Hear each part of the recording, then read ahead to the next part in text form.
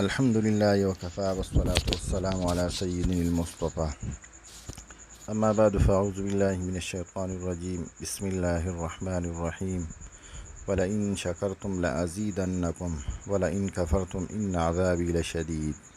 محترم سامعین کرام، اگست کا مہینہ شروع ہوا ہے اور یہی وہ مہینہ ہے جس میں اللہ جل شانہ نے ہمیں آزادی جیسی بڑی نعمت عطا کی ہے، اور وہ آزادی پاکستان کی صورت میں ہمیں ملی ہے، جس پاکستان کو بنانے کے لیے، جس پاکستان کو پانے کے لیے ہزاروں مسلمانوں نے اپنے مال اور جان قربان کیے، ہزاروں ماؤں بہنوں بیٹوں کی عزتیں لٹ گئی، ہزاروں محل نشین خانہ بدوش ہو کر رہ گئے، اور ہزاروں علماؤں کے خون سے یہ دھرتی رنگ ہو کر ہمیں یہ پاکستان حاصل ہوا۔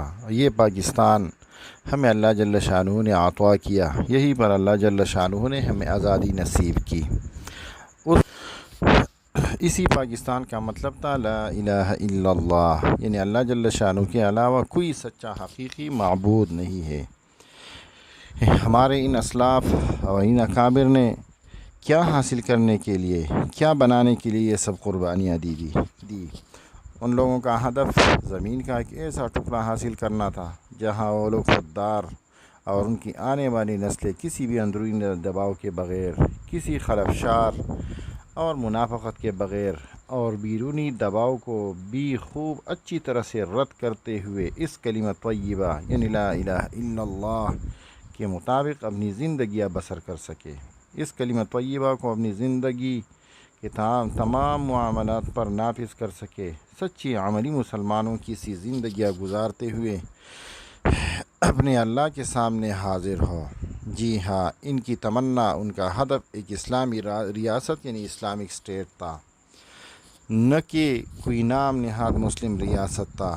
یعنی صرف مسلم اسٹیٹ حاصل کرنا کا مقصد نہیں تھا، بلکہ ایک ایسا اسلامک اسٹیٹ تھا جہاں پر قرآن اور سنت کے احکام نافذ ہو اور عملی طور پر وہ ہماری زندگی میں موجود ہو، اور یہ مملکت، یہ اسلامک ریاست کا ایک ٹکڑا محض جغرافیائی طور پر آزاد کوئی ریاست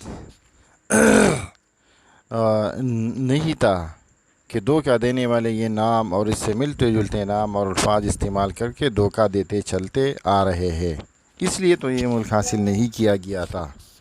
جس طرح کہ آج کل صرف اسلامک ریاست کا نام استعمال ہو رہا ہے، اور اللہ جانے کہ ہمیں ان مکاروں کی چال بازیوں کو سمجھ کیوں نہیں آتی، یا ہم سمجھ بوجھ کو بھی انجان بنے ہوئے غلامی کی زنجیروں کو اپنے ارد گرد کستے چلے جا رہے ہیں۔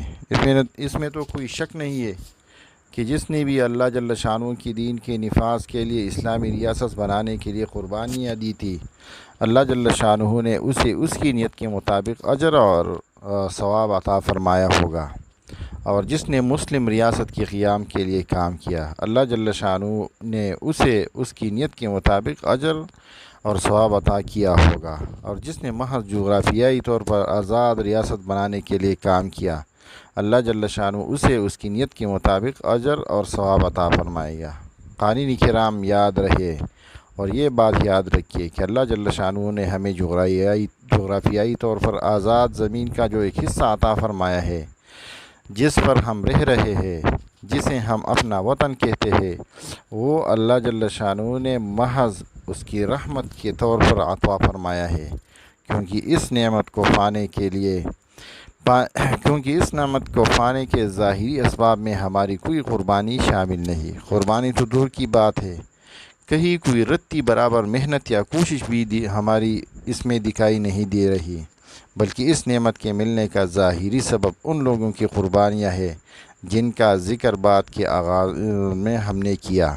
ہمارے سوچنے اور سمجھنے کی بات یہ ہے کہ ان لوگوں کی قربانیوں کی کیا قدر کر رہے ہیں، اور اللہ جل شانہ کی اس عظیم نعمت کی ہم کیا قدر کر رہے ہیں، اور اس نعمت کو واقعتاً ایک آزاد اور مضبوط اسلامی ریاست بنانے کے لیے ہم کیا کر رہے ہیں۔ آئیے سوچئے، بلکہ پورا سوچئے اور اللہ جل شانہ کو گواہ کر دیجئے کہ اللہ کی خوشی حاصل کر کے یہ نعمت برقرار رہے گی یا اس کی ناراضگی پا کر یہ نعمت برقرار رہے گی؟ کیا اللہ جل شانہ کی اس نعمت کا شکر اس کی نافرمانی کر کے ادا کرنا چاہیے؟ نام نہاد آزادی کے جشن کے نام پر ایسے کتنے کام کیے ہیں جو سراسر اللہ جل شانہ کی نافرمانیوں پر مشتمل ہے؟ جی ہاں، ہم نے کہا نام نہاد آزادی جشن منانے کے شرعی طور پر جائز ہے یا نہیں ہے، اس مسئلے پر انشاءاللہ آگے بات ہوگی۔ فی الحال تو یہ بات سمجھنا اور سمجھانا چاہیے کہ کیا ہم آزاد ہیں؟ کیا محض جغرافیائی طور پر آزاد زمین کے ایک حصے پر بسنا آزادی ہے؟ کیا ہمارے جسم، ہمارے اذہان، ہمارے دل واقعتاً آزاد ہے؟ کیا ہماری معیشت آزاد ہے؟ کیا ہمارے حکمران آزاد ہے؟ کیا ہمارے جرنیل آزاد ہے؟ کیا ہمارا نظام تعلیم آزاد ہے؟ کیا ہماری معیشت پر انگریز، یہود اور ہنود کا قبضہ نہیں ہے؟ کیا ہمارے ذہنوں پر ان کا قبضہ نہیں ہے؟ سوشل میڈیا کے طور پر انہوں نے ہمیں یلغمال کر رکھا ہے۔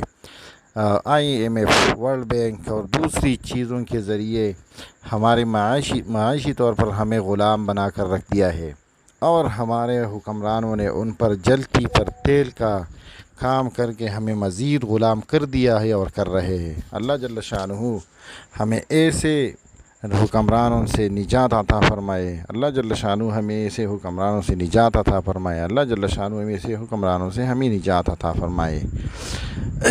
ہمیں اپنے آپ کو اور اپنی نسلوں کو اپنے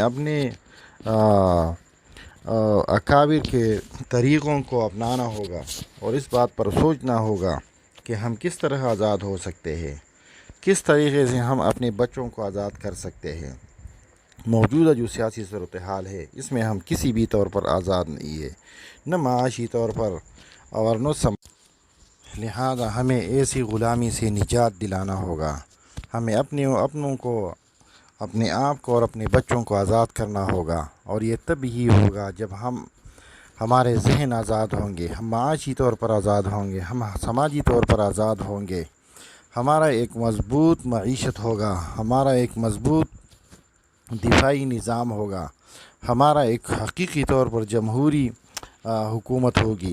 اگر موجودہ صورتحال میں جو ہماری حکومت کسی اور کے اشاروں پر چل رہی ہے، یا وہ اسٹیبلشمنٹ کے انگلیوں پر ناچ رہی ہے، ایسی طور پر ہم کبھی بھی آزاد نہیں ہوں گے اور نہ کبھی آزاد ہو سکتے ہیں۔ لہذا ہمیں اللہ جل شانہ کی اس نعمت کا قدر کرنا چاہیے، اور ہمیں حقیقی آزادی کے لیے تن من دن کی کوشش کرنی چاہیے، اور موجودہ تمام حکمرانوں سے نجات کی دعا اور حقیقی طور پر اس کے لیے کوشش کرنی چاہیے۔